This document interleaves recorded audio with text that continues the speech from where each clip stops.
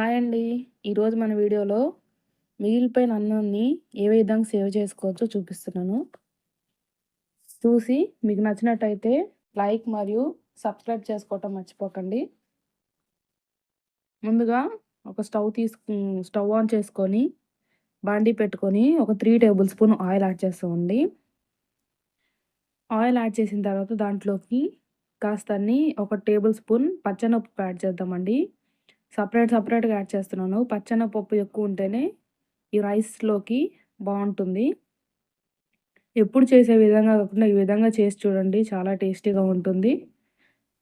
మరి అన్నం మిగిలిపోయిందని వేస్ట్‌గా పడేయాల్సిన అవసరం ఉండదండి. ఎప్పుడైనా మిగిలినప్పుడు ఈ విధంగా చేసి పెడితే పిల్లలు కూడా చాలా ఇష్టంగా తింటారు. ఇప్పుడు ఇందులోకి ఒక హాఫ్ టేబుల్ స్పూన్ ఆవాలు యాడ్ చేస్తున్నానండి. ఇవి కాస్త పచ్చెనగపప్పు అనేది కొంచెం క్రిస్పీగా ఫ్రై అయ్యేంత వరకు ఫ్రై చేసుకుందాము. కాస్త రంగు మారాలండి. అప్పుడే కరకరలాడుతూ ఉంటాయి. తినేటప్పుడు బాగుంటుంది నోటికి. బాగా ఫ్రై అయిన తర్వాత చూడండి ఈ రకంగా ఫ్రై అవ్వాలి. ఉన్న బబుల్స్ అన్నీ కనపడట్లేదు కదండి. ఇలా ఈ రకంగా ఫ్రై అయినప్పుడు ఇందులోకి ఒక ఉల్లిపాయ మరియు ఒక 2 పచ్చిమిరపకాయలు చీల్చి వేసుకోండి ఇట్లా పొడుగ్గా. ఇవి కూడా కలర్ మారేంత వరకు ఫ్రై చేసుకుందామండి. ఇందులోకి ఇప్పుడు శుభ్రంగా కడుక్కున్న ఒక రెమ్మ కరివేపాకు వేసుకుందామండి. ఎటువంటి అల్లం వెల్లుల్లి పేస్ట్ కూడా అవసరం లేదండి. మసాలాలు అవసరం లేదు. ఈజీగా ఇంట్లో ఉన్న వాటితోనే త్వరగా ప్రిపేర్ చేసుకోవచ్చు. మన మిగిలిపోయిన అన్నం కూడా వేస్ట్ కాకుండా ఉంటుందండి. తినడానికి కూడా చాలా టేస్టీగా ఉంటుంది. ఎటువంటి మసాలాలు లేకపోయినా కూడా. ఇప్పుడు ఇందులోకి ఒక 2 కోడిగుడ్లు యాడ్ చేసుకుందామండి. ఎగ్స్ అండి. మీరు తీసుకున్న క్వాంటిటీని బట్టి మీరు తీసుకున్న రైస్ క్వాంటిటీని బట్టి ఎగ్స్ యాడ్ చేసుకోండి. నేనైతే 2 యాడ్ చేస్తున్నాను. మీకు ఇష్టమైనన్ని ఎగ్స్ యాడ్ చేసుకోవచ్చండి.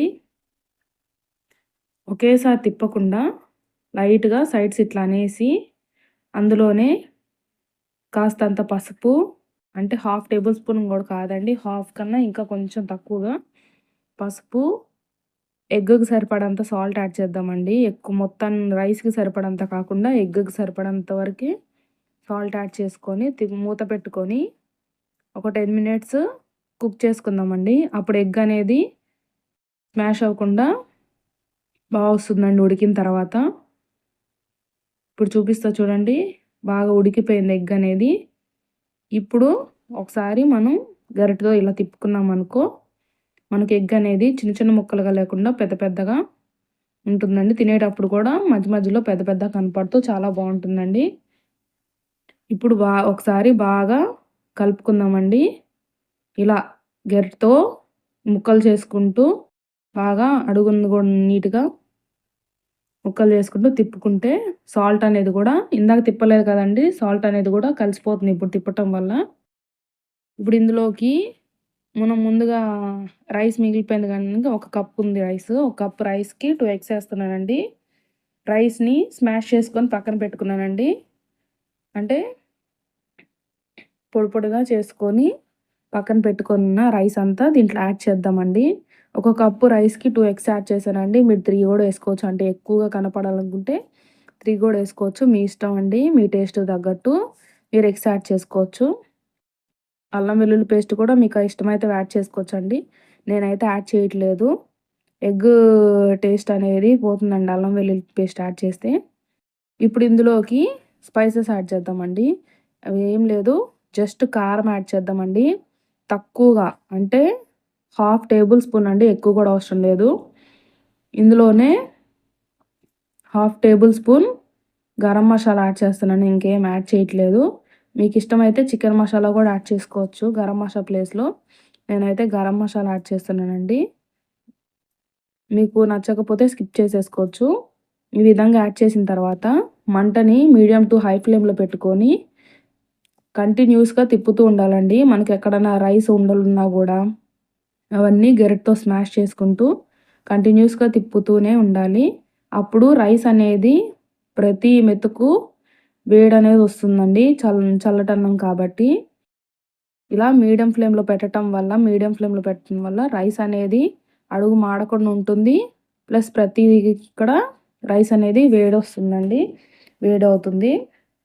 ఇప్పుడు ఇలా నేను చూపించిన విధంగా సార్ట్ చేసుకుంటూ ఉండాలండి రైస్ అనేది. మనం ఫ్రైడ్ రైస్ ఎలా చేస్తామో అది కూడా ఇలానే ఇలా ఫ్రై చేసుకోవటం వల్ల రైస్ అనేది మనకి పొడి పొడిగా తినేటప్పుడు చాలా బాగుంటుందండి. ఈ విధంగా ఒక 10 మినిట్స్ మీడియం టు హై ఫ్లేమ్లో పెట్టుకొని తిప్పుతూనే ఉండాలండి కంటిన్యూస్గా. ఇది మాత్రం మర్చిపోవద్దు. ఇలా తిప్పటం వల్లనే మనకి రైస్ అనేది చాలా టేస్టీగా వస్తుందండి. ఇప్పుడు మనం సాల్ట్ యాడ్ చేయలేదు కానీ రైస్కి తగ్గట్టు సాల్ట్ యాడ్ చేసుకుందాము. టేస్ట్ చూసుకొని ఒకసారి మనకి సాల్ట్ సరిపోయిందా లేదా అని టేస్ట్ చూసుకొని ఇలా తీసుకొని కొంచెం రైస్ తీసుకొని తిని సాల్ట్ సరిపోయిందా లేదా అని చూసుకొని అందులోనే కారం సరిపోకపోయినా కారం యాడ్ చేసుకోవచ్చండి. సాల్ట్ సరిపోకపోయినా సాల్ట్ యాడ్ చేసుకోవచ్చు. చూడండి నేను సాల్ట్ యాడ్ చేసేసాను. మీకు కారం ఇంకొంచెం కావాలనుకుంటే కారం కూడా యాడ్ చేసుకోవచ్చండి.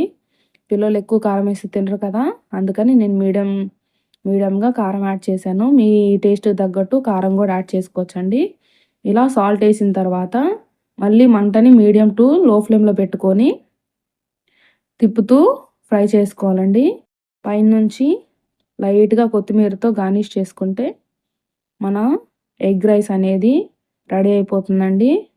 కొత్తిమీర వేసిన తర్వాత ఒక 2 మినిట్స్ మీడియం ఫ్లేమ్‌లో సిమ్‌లో పెట్టుకొని ఉడికించుకుందామండి. సిమ్‌లో పెట్టుకొని ఉడికించుకుంటే వేడి వేడి ఎగ్ రైస్ రెడీ అయిపోతుందండి. మీకు ఈ వీడియో కనుక నచ్చినట్టయితే లైక్ మరియు సబ్స్క్రైబ్ చేసుకోవటం మర్చిపోవద్దు.